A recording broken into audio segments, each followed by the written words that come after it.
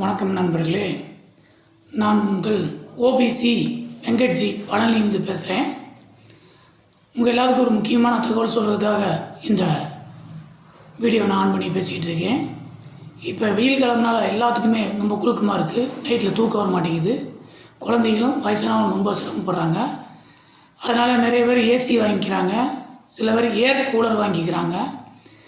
அதை விட ரொம்ப செலவு கம்மியாக 1500 2000 ஒரு வென்டிலேட்டர் ஃபேன் வீட்டில் ஒரு ஜன்னலில் வாங்கி வச்சிட்டோம்னா வெளியில் இருக்கிற காற்றை இரவு நேரத்தில் நைட்டு 9 மணிக்கு மேலே ஜில்லுன்னு காற்று வரும்.